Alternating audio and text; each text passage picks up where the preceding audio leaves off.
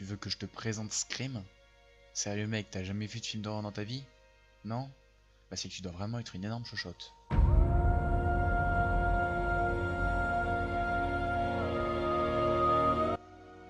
Scream est... Oh et puis tu sais quoi, j'ai tellement la flemme aujourd'hui que je vais utiliser Wikipédia pour gagner du temps.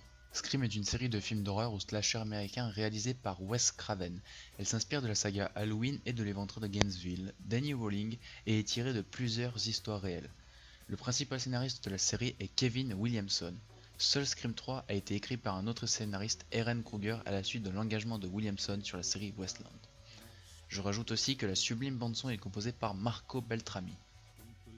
Dans ces films, on suit les aventures de Sidney Prescott, accompagné de Dewey Riley et Gale Weather, interprétés respectivement par Neve Campbell, David Arquette et Courtney Cox, qui sont poursuivis à Woodsboro, une ville fictive, par un tueur en série masqué nommé Ghostface. Et si tu n'as jamais vu ce masque, bah c'est que tu dois vraiment avoir une vie de merde.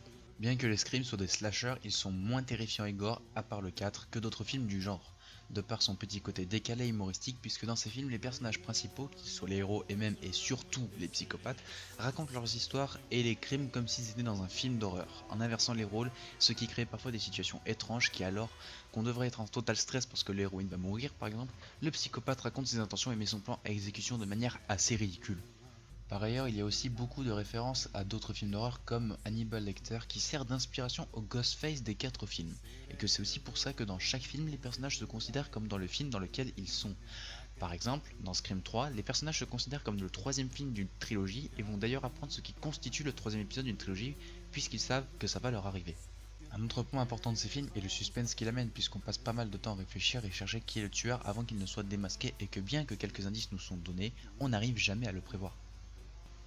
A savoir également qu'à l'origine, il n'aurait dû y avoir qu'une trilogie, mais c'est 10 ans après la sortie du troisième film que l'idée d'en faire des nouveaux refait surface, et donc tourner le quatrième opus qui fonctionne comme un remake, avec les personnages qui se considèrent évidemment comme dans un remake. Il était également prévu que le quatrième soit le début d'une nouvelle trilogie, mais on risque de ne pas en revoir vu que le réalisateur Wes Craven est décédé en 2015.